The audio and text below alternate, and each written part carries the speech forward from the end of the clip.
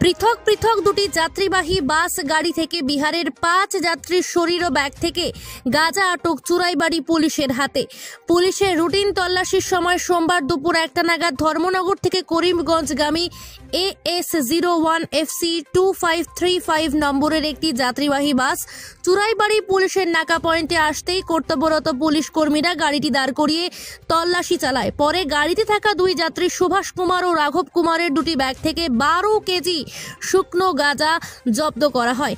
পুলিশের জিজ্ঞাসাবাদে ধৃতরা জানায়, পেছনে আরও একটি গাড়িতে করে আরও 3 জন যুবকের শরীরে গাঁজা বহন করে আসছে। সেই মোতাবেক আধ ঘন্টা পর AS24C 6171 নম্বরের যাত্রীবাহী গাড়িটি পুলিশের নাকা পয়েন্টে আসতেই পুনরায় পুলিশ কর্মীরা গাড়িটি আটক করে তল্লাশি চালায়। পরে গলকুমার, শিবকুমার ও জিতেন কুমার নামে 3 যুবকের শরীর থেকে আরও 7 কেজি গাঁজা জব্দ করা হয়। ধৃত 5 যুবকের বাড়ি বিহার রাজ্যে। এদিকে দুটি গাড়ি থেকে 5 যুবকের ব্যাগ ও শরীর থেকে মোট 19 কেজি শুকনো গাঁজা জব্দ করা হয়, যার কালোবাজারি মূল্য প্রায় 4 লক্ষ টাকা বলে জানান ওসি সমরেশ দাস। অবশ্য পরে পুলিশের জিজ্ঞাসাবাদের পর যাত্রীবাহী গাড়ি দুটিকে ছেড়ে দেওয়া হয়। অপরদিকে আটক 5 যুবককে আগামীকাল ধর্মনগর জেলা আদালতে সোপর্দ করা হবে।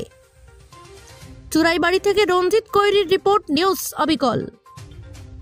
আমাদের চুরাইবাড়িতে 24/7 একটা নাকা রান করে, তো এখানে প্রত্যেকটা গাড়ি আমরা চেক করার পরই তারপর গাড়িগুলা ওই রাজ্যে পাড়ি দেয়। তো আজকে নাকা চেকিংয়ের সময় প্রথম আমরা ধর্মনগর করিমগঞ্জগামী একটা ছোটো বাস, তার নাম্বার হচ্ছে AS01 FC 2535, ওইটা চেক করে ওটার মধ্যে সন্দেহজনক 2টা লোককে আমরা ডিটেন করি। তাদের একজনের নাম সুভাষ কুমার, আরেকজনের নাম রাঘব, দুজনের বাড়ি বিহার। তো তাদের ব্যাগ তল্লাশি করে তাদের কাছ থেকে 2টি ব্যাগে মোট 12 কেজি গাঁজা, শুকনো গাঁজা সিজ করি। তো তাদের স্বীকারোক্তি বলে নেক্সট বাস যেটা, এটাও ধর্মনগর থেকে করিমগঞ্জে যাচ্ছিল, প্রথম বাসটার পেছনে পেছনে, এটার নাম্বার, দ্বিতীয় বাসের নাম্বার AS24C 6171। এটাতে তাদের আরও 3 জন সাথী, এই 3 জন সাথী ছিল। তো ওই বাসটা আটকানোর পর ওই বাসটাতেও আমরা সার্চ করি, ওই 3 জনকে আমরা আটকাই এবং তাদের বডি তল্লাশির সময় বডিতে একদম অ্যাটাচ করা, পেটের মধ্যে একদম অ্যাটাচ করা বডি সেটিং, এখানে আমরা 7 কেজি গাঁজা সিজ করি 3 জনের কাছ থেকে। কি নাম তাদের? তাদের নাম, একজনের নাম গোলু কুমার, আর একজনের নাম হচ্ছে শিব কুমার, আরেকজন হচ্ছে জিতেন কুমার। এরা সব একই জায়গার বিহারের লোক।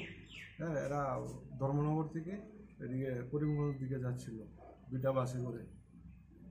তাদের কাছ থেকে যা গাঁজা সিজ হয়েছে তার ওজন আনুমানিক 19 কেজি।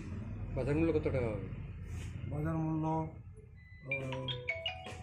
4 লাখ টাকার মতো হবে।